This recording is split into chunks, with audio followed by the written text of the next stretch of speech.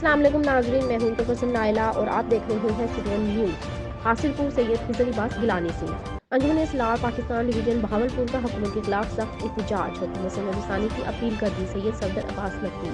तफसील के मुताबिक vice of Karwaan Sardar Pakistan division Bahawalpur का हंगामी इजलास, जिसमें डिवीजन बहावलपुर के तमाम सलारों ने शिरकत की, जिसमें मुतफ़िक़ा तौर पर हुकूमत पाकिस्तान की जानिब से बनाई गई पॉलिसी पर सख्त तफ्तीश का इजहार किया गया, जिसकी वजह से गरीब शिया सुन्नी ज़ायरीन जो कि सनद की गई है। इंतहाई दुख है कि गरीब ज़ायरीन जो पहले 50-60 हज़ार में ईरान इराक की ज़ियारत करके वापस आते थे, अब वही ज़ियारत 1.5 लाख के करीब हो गई। हम हुकूमत वक्त से मुतालबा करते हैं कि इस खुदकश पॉलिसी को कोर्ट में चैलेंज करेंगे और तमाम हबान मोहम्मद और आले मोहम्मद से गुजारिश है कि इस जालिम पॉलिसी के खिलाफ आवाज़ उठाओ। यकीनन अगर खामोश रहे तो हमारी आने वाली नस्लों के लिए करबला की ज़ियारत मुश्किल हो जाएगी और आने वाली नस्लें हमें कभी मुआफ़ नहीं करेंगी। सदर vice of Karwan Salar division Bahawalpur Syed Safdar Abbas Naqvi, general secretary Syed Ali Zulqarnain Naqvi और फाइनेंस सेक्रेटरी अलामा रियाज हुसैन तायरी, बुजुर्ग सलार अलहज रियाज हुसैन चांडियो, सलार अख्तर अब्बास लार, जुआर शाहिद अब्बास खानपुर, जुआर फखर अब्बास लार खानपुर, मजलिस आमला के चेयरमैन सैयद मोहम्मद अब्बास नकवी, बुजुर्ग सलार रियाज हुसैन,